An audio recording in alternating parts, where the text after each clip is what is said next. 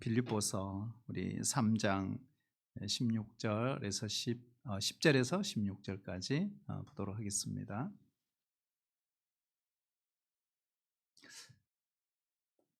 우리 같이 찾으셔서요 교독으로 읽겠습니다.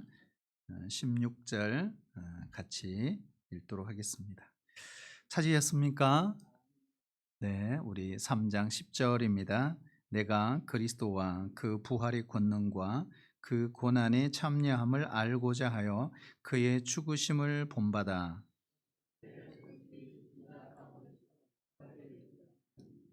내가 이미 얻었다 함도 아니요 온전히 이루었다 함도 아니라 오직 내가 그리스도 예수께 잡힌 바 된 그것을 잡으려고 달려가노라.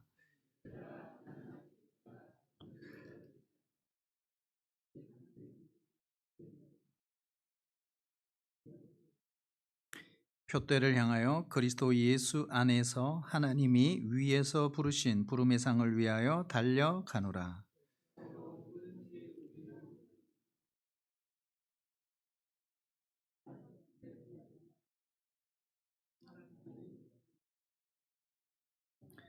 오직 우리가 어디까지 이르렀든지 그대로 행할 것이라. 아멘.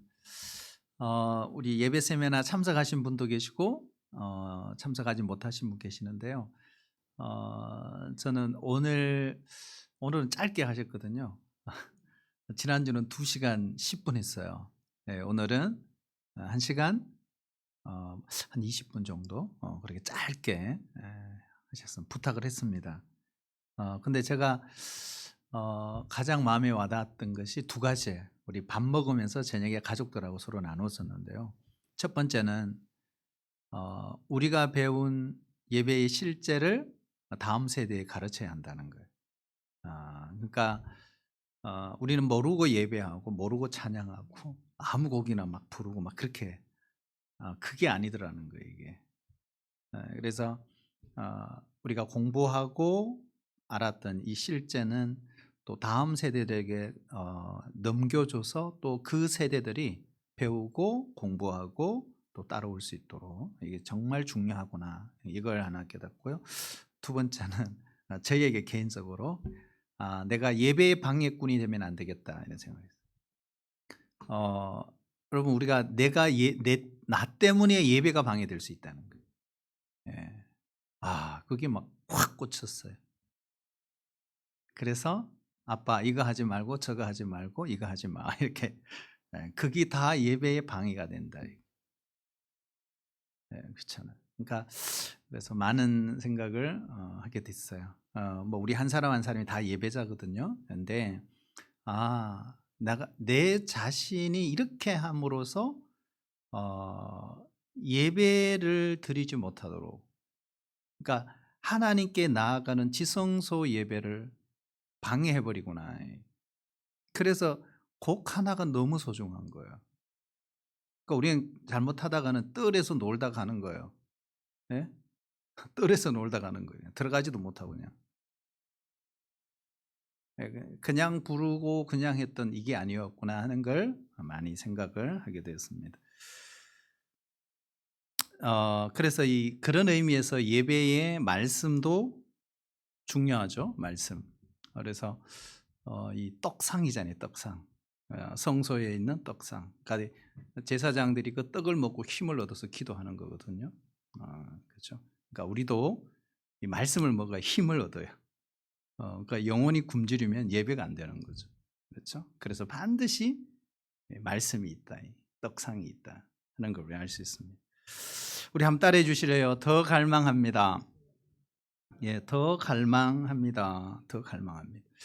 인류 역사상 바울만큼 예수님에 대한 체험, 그리고 복음에 대한 체험과 그 깊이를 그만큼 아는 사람이 있을까? 저는 없다고 생각해요.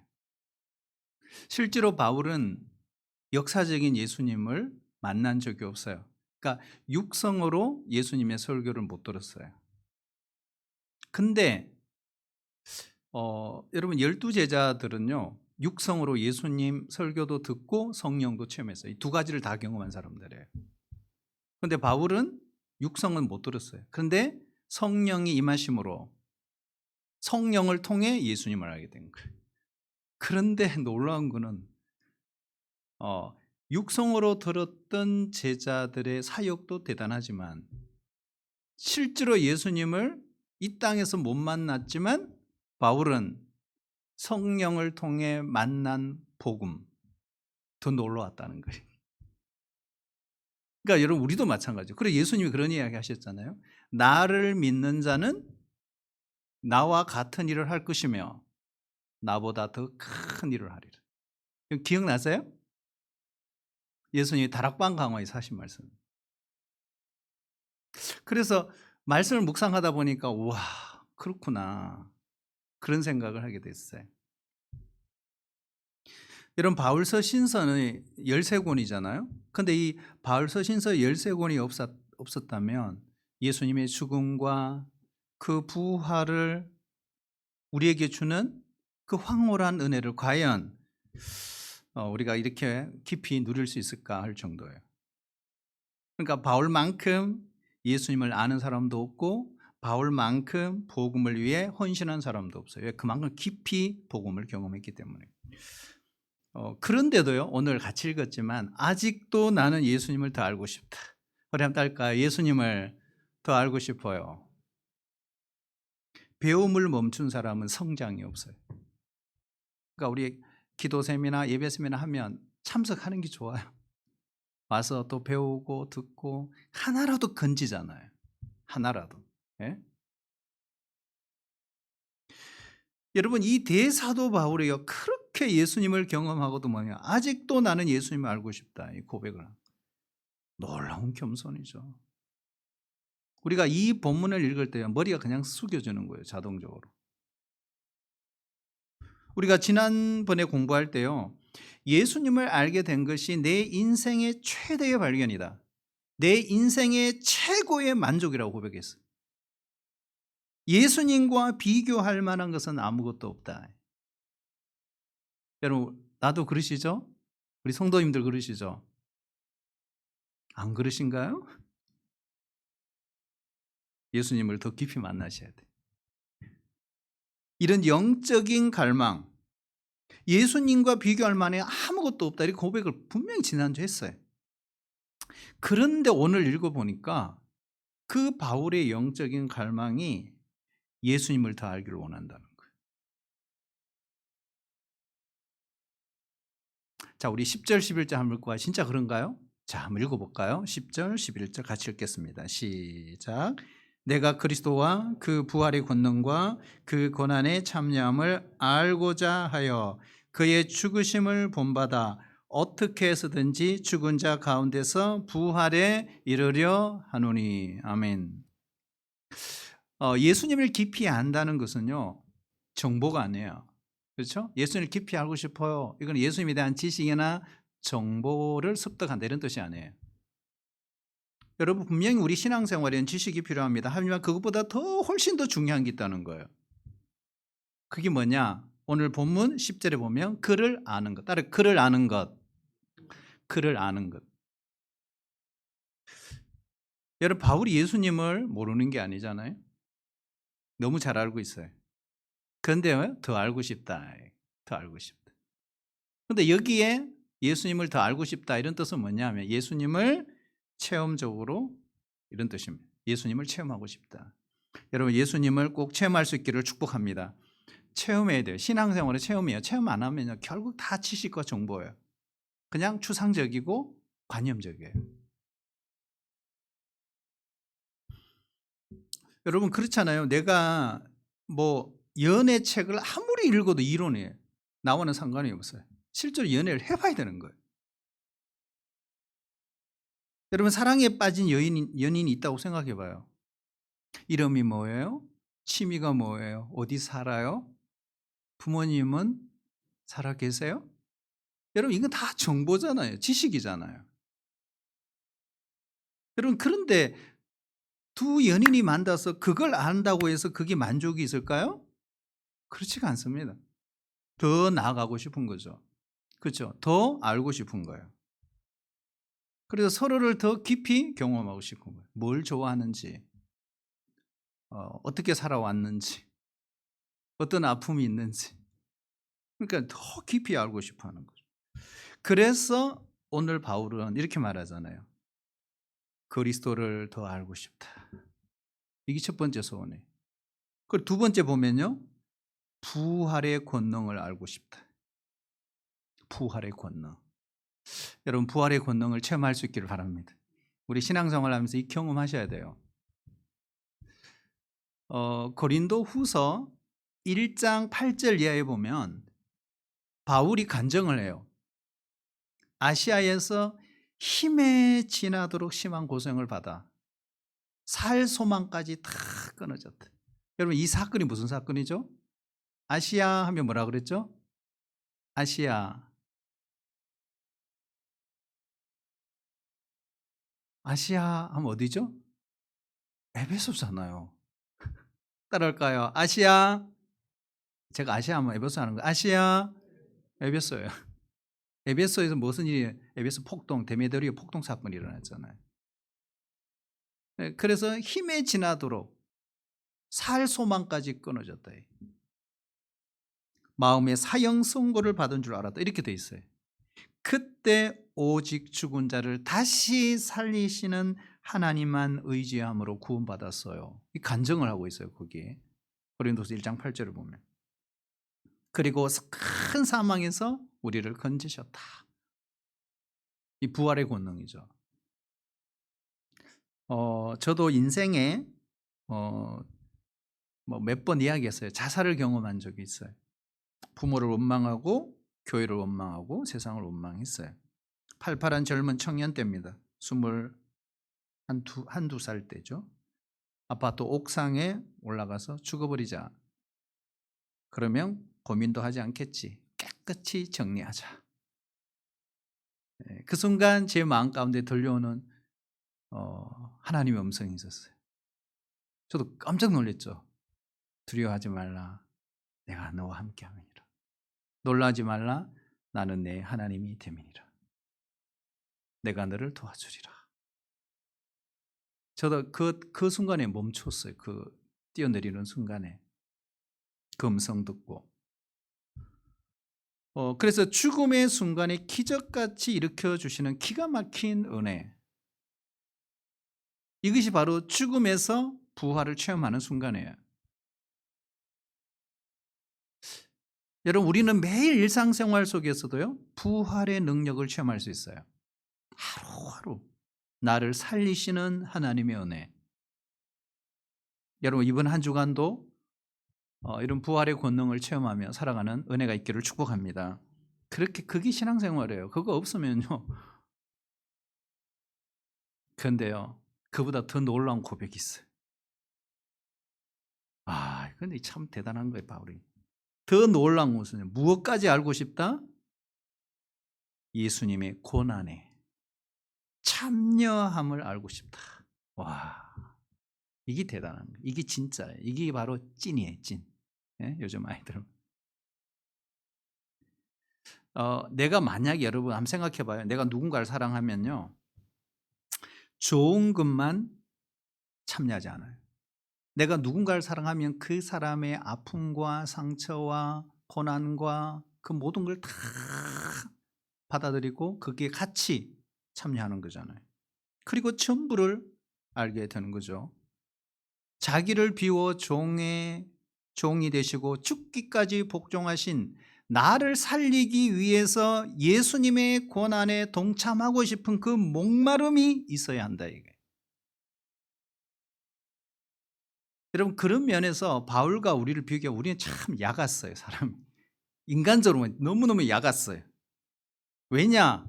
예수님을 통해서 좋은 것만 찾으러 가잖아요. 문제 해결만 원하잖아요. 그러나 바울은 고난에 참여하기를 사모한다 그랬어요. 여러분 우리도 그곳으로 우리를 초대하고 계세요. 너희도 그렇게 하라 이런 뜻입니다. 그래서 이 절기가 중요하죠. 여러분 절기는요. 우리에게 신앙생활에 엄청난 은혜가 있어요. 이게 사순절 절기 그냥 만든 게 아니에요. 2000년 기독교 역사 지금까지 내려온 거예요.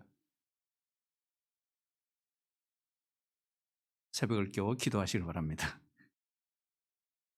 우리 정장로님은 아멘 하시잖아요. 계속 나오시는 분은 부담이 없어요.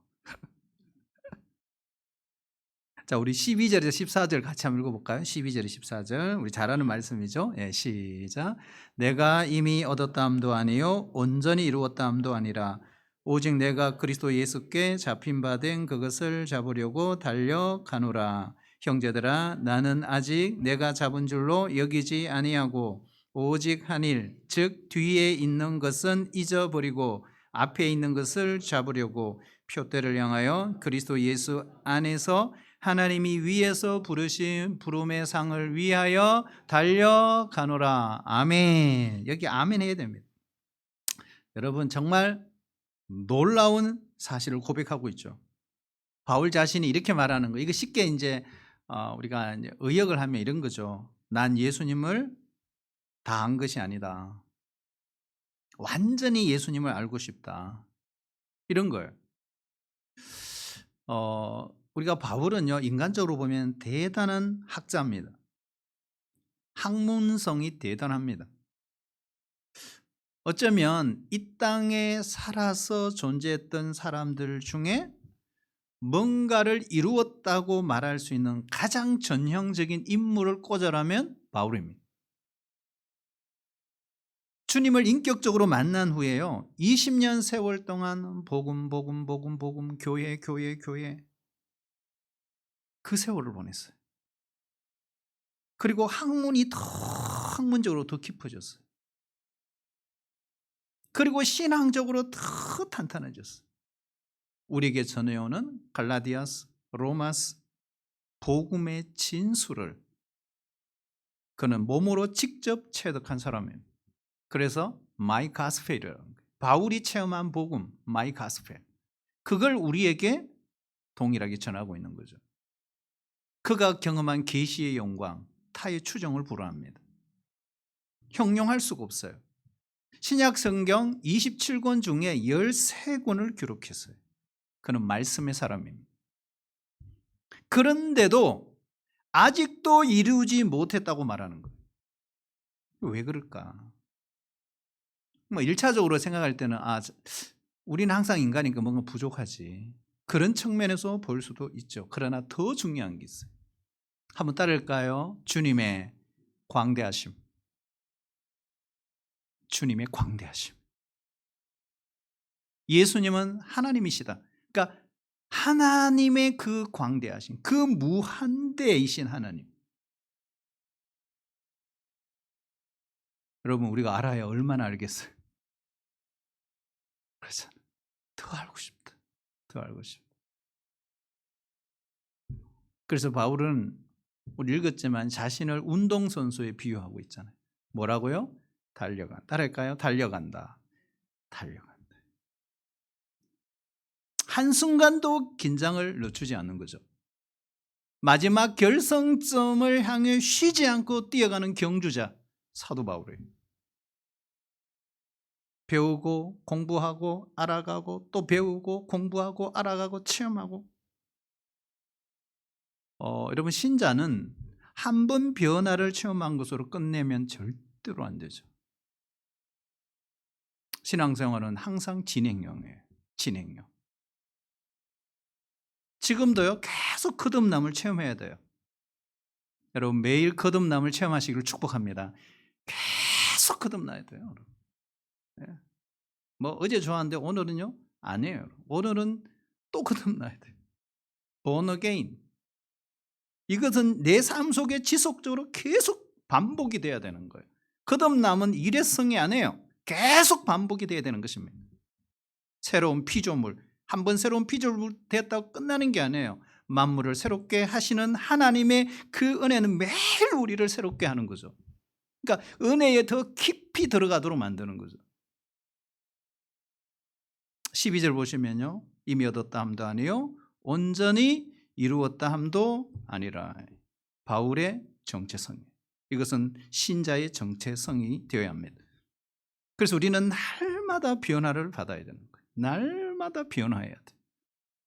이걸 뭐라 그러죠? 교리적으로 성화라 그러는 거예요. 따를까요? 날마다 변화되어야 합니다. 성화예요, 성화. 우리가 처음 예수님을 믿을 때에 극적인 변화를 체험합니다. 저는 개인적으로 그랬거든요. 바울도 그렇죠. 그러면 생활에 많은 변화가 따라옵니다. 눈물도 흘리죠. 회개도 하죠. 성령 체험도 하죠. 성령 충만도 받죠. 막 태산을 옮길 것 같이 모든 걸 다 해치울 수 있는 그런 힘이, 파워가 우리 안에서 일어납니다. 하지만 그것이 신앙생활의 전부는 아니에요. 새로운 삶의 시작일 뿐이에요. 그게 끝이 아니란 말이에요. 그래서 거기에 머물러 있으면 안 돼요. 그래서 바울은 우리에게 이래 도전해요. 앞으로 계속해서 중단 없이 전진하라, 이런 뜻입니다. 그래서 달려간다. 계속 살아야 되는 거예요. 새로운 은혜를 여러분 주께서 주시기를 축복합니다. 멈출 수 없는 은혜를 우리는 계속 받아야 돼요. 계속 받아요. 또 받고 또 받아요. 여러분, 우리가 그렇게 신앙생활을 하려면요, 정말 그렇게 달려가려면 반드시 지켜야 될 것이 있어요. 두 가지 지켜야 합니다. 그 이야기 한번 따라볼까요? 뒤에 있는 것을 잊어버려야 합니다. 뒤에 있는 걸 잊어버려야 됩니다. 여러분, 뒤에 있는 게 뭐예요? 현수막이 또 걸려있는데요. 뒤에 있는 게 뭐예요? 과거예요, 과거. 따를까요? 과거를 잊어야 합니다. 만나면 옛날 얘기하는 사람이 있어요. 아무 의미 없는 이야기예요. 10년 전, 20년 전.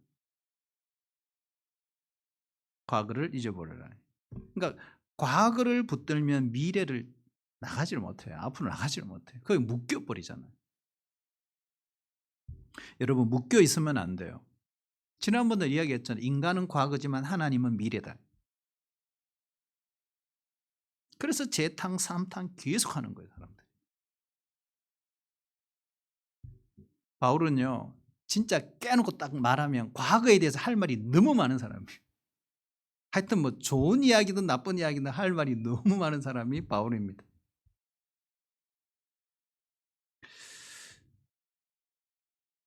그를 힘들게 한 것들이 있잖아요. 그렇죠. 교회를 비판하고. 아픈 기억입니다.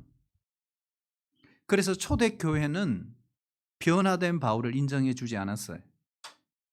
이상한 영을 받았다고 생각한 거예요. 그러나 바울은 그리스도 안에서 누구든지 새로운 피조물이 될 수 있다, 확신이 있었어요. 그리고요, 나를 새로운 피조물로 만드신 것이 아니라 소명도 주셨다. 그게 바로 화해의 직책이다, 이렇게 말해요. 그는 과거의 죄책감에 눌려 있지 않았어요. 주님 안에서 그 죄책감으로부터 자유를 누리죠. 해방을 체험했습니다. 그리고 소명까지 받습니다. 당당하게 고백합니다. 그런즉 누구든지 그리스도 안에 있으면 새로운 피조물이라. 이전 것은 지나갔으니 보라, 새 것이 되었도다. 우리 모두는 새로운 피조물인 줄 믿습니다. 근데 여러분, 과거에 바울이 그렇게 살았기 때문에 더 열심히 했는지도 몰라요. 그렇죠. 그럴 수 있어요. 옛날에 내가 하나님께 부끄럽게 살았기 때문에 그 미안함 때문에 오늘을 더 열심히 살아야 하는 것입니다. 여러분, 신자는 앞에 있는 표대를 붙들고 살아가야 합니다. 과거를 붙들고 오늘을 합리화하지 마세요. 거기에 머물러 있으면 안 돼요. 그리고 뒤로 퇴보하면 안 돼요. 뒤에 있는 것은 잊어버려야 돼요. 깨끗하게. 그래야 열심히 달려갈 수 있죠. 자, 한 가지 더 볼까요? 따라 보겠습니다. 집중해야 될 목표가 명확해야 합니다. 그렇죠? 집중해야 될 목표가 명확해야 됩니다. 거기에서 시선을 놓치면 안 됩니다. 여러분 주님께 초점을 맞춰야 되죠. 그러니까 우리의 눈이 흐려지면 안 돼요. 흔들리면 안 돼요. 표대를 향해서 나아가야 됩니다. 바울은 장차 자신이 믿음의 경주를 다 마치고 천국에서, 오늘 그 이야기예요. 천국에서 자신의 이름을 부르며 시상식에 초대하실 그 주님을 상상하며 오늘 이 그림을 그리고 있는 것입니다. 다소 출신 누구누구의 아들 바울은 위로 올라와 상을 받아라. 멋있잖아요. 그 이름이 딱 불러지는 순간 천사들이 빵빠레로 빠방 힘차게 쫙 부르는 거예요.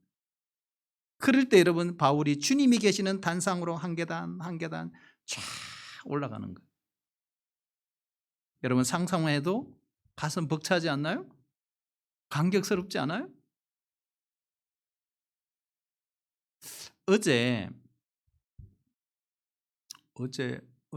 그저께인가요? 어젠가 그저께인가요? 세계 선수권 있었습니다. 스노보드. 세계 선수권에서 처음으로 최연소 그 금메달 선수가 나왔어요. 우리나라 선수예요. 16살. 이채운 남자예요. 근데 제가 그걸 몇 번 봤어요. 왜요? 너무 감동적.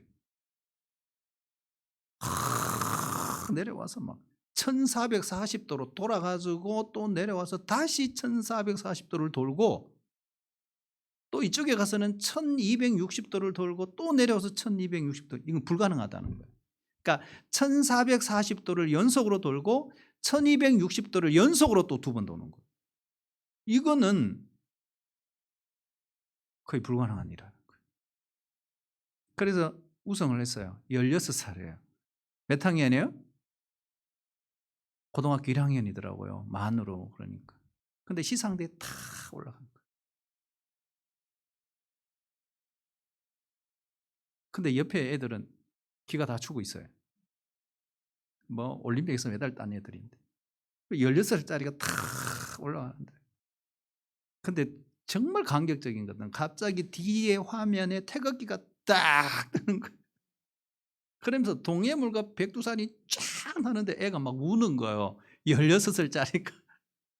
너무너무 감격스러워. 저도 그거 보니까 아버지 같은 마음으로 막 감격이 있더라. 그러니까 우리 주님이 우리를 부르시고 우리에게 그 영광의 면류관을 씌워줄 날이 온다는 거예요. 그러니까 바울은 그걸 상상하고 있다. 내 이름이 성부와 성자와 성령이 함께 하시는 그날 그 삼위일체 하나님께서 우리의 이름을 부르실 거예요. 막 우리가 호명된 뒤에 당당하게 정말 개선 장군처럼 주님이 계신 그 단상을 향한 계단으로 쫙 올라가는 걸 여러분 한번 상상해 보세요. 그리고 주께서 이 영광의 면류관을 탁 씌워주십니다. 여러분 이 땅에서 고생했던 것, 예수님 때문에 힘들었던 것, 참았던 것, 억울했던 것, 여러분 시선 듯이 지나갈 거예요. 한번 따를 거예요. 그날이 옵니다. 그날이 곧 올 거예요. 얼마 남지 않았어요. 있으나 마나한 사람은 아무도 없습니다. 모든 사람을 하나님이 부르셨고 하나님의 계획이 있어요. 이걸 데스티니라고 합니다. 하나님의 계획, 데스티니가 있어요. 우리 각자마다 데스티니가 있단 말이에요. 우리를 부르시고 세우셨어요. 그래서 그 부르심에 충성스럽게 살아갈 때 부르심의 상이 다 있어요. 남들에게 버젓하게 내세울 만한 그런 요소가 없어도 그런 성공이 아니라도 괜찮아요. 우리를 부르시고 보내신 그 자리에서 잘 감당하는 사람, 그 사람이 진짜 하나님의 자녀입니다. 남들이 아무리 찬사를 보내도요, 중요한 것이 있어요. 주님이 보내신 자리에 서 있지 않으면 그 인생은 실패해요. 거꾸로 남들이 뭐라고 하든, 사람이 뭐라고 평가하든, 사람이 원하는 길이 아니라 하나님이 진짜 하라고 하시는 일을 평생 하고 살았으면 충분하다.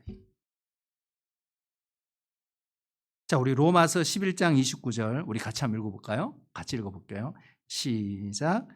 하나님의 은사와 부르심에는 후회하심이 없느니라. 아멘. 여러분, 각자의 부르심이 있어요. 아내로, 남편으로, 자녀로 다 부르심이 달라요. 직분자로의 부르심이 있어요. 교우로 부르고 때로는 집사로만 살다가 갈 수 있습니다. 안수 집사로 부르고 권사로 부르고 장로로 부르고 목사로 부를 수 있어요. 그러나 하나님이 그 부르심에 대해서 결국 평가할 것입니다. 사람들이 아무리 훌륭하다고 말해도 소용이 없어요. 그런 것에 마음 뺏길 이유가 없어요. 사람의 평판이라는 것은 손바닥 뒤집는 것과 같은 것입니다. 거기에 마음 뺏기면 안 돼요. 그러면 늘 비교하며 살고 열등감으로 살 수밖에 없어요. 그래서 오늘 사도 바울이에요. 우리에게 주는 이 말씀이 너무나 자유로운 거예요. 우리를 자유롭게 봉사하도록, 섬기도록 말씀을 하고 있어요. 다시 한번 읽어볼까요? 15절 16절 잘 한번 읽어보세요. 우리 같이 한번 읽겠습니다. 시작. 그러므로 누구든지 우리 온전히 이룬 자들은 이렇게 생각할지니 만일 어떤 일에 너희가 달리 생각하면 하나님이 이것도 너희에게 나타내시리라. 오직 우리가 어디까지 이르렀든지 그대로 행할 것이라. 아멘. 이게 무슨 말일까요? 달리 생각하면 안 된다. 하나님은 비교하지 말라. 우리가 어디서 시작했던 거기서부터 행하라. 그걸로 충분하다. 이 말씀하시는 거예요. 이 말씀이 왜 중요하냐면요, 여러분, 성도마다 신앙의 성숙도가 달라요. 신앙의 수준이 다 달라요. 어떤 사람은 열심히 해서 진보를 보이는 사람이 있고, 뭐 어제나 오늘이나 영원토록 변함없는 하나님처럼 늘 그 자리에 머물는 사람이 있고, 어떤 사람은 또 퇴보하고 뒷걸음질을 하는 사람이 있어요. 그런데 바울은 왜 거기에서 그대로 행하라. 지금 어디에 있든지 그곳에서 열심히 달려가라. 너무 늦어서 불가능한 일은 없다. 그래서 저는 우리 교회에 어르신들이 계세요. 권사님, 전도사님, 우리 장로님들 계시는데 나이가 70이 되시고 80이 되시고 또 90이 되시고 해도 늦은 일은 절대로 없습니다. 그래서 우리 어르신들에게 부탁하고 싶어요. 다 이룬 것처럼 여기지 않고 주님의 부르심의 상급을 바라보고 표대를 향하여 달려가는 우리 어르신들이 꼭 되었으면 좋겠습니다.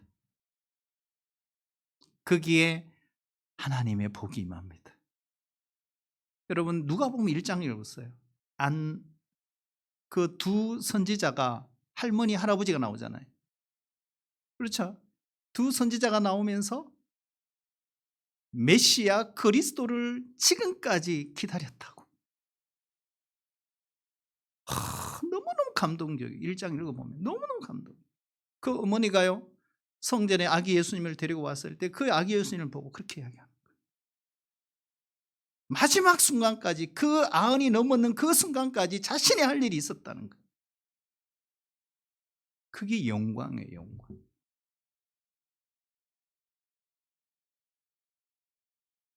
그래서 오늘 결론인데 이런 거죠. 영적인 긴장감을 잃어버리면 안 돼요. 우리 늘 말씀과 기도에 집중하며 사시기를 축복합니다. 그리고 예수님 더 사모하시고 더 갈망하시고 영적인 그 배고픔이 식지 않도록 하나님께서 이런 뜨거운 마음을 우리 모두에게 주시기를 주의 이름으로 축복합니다.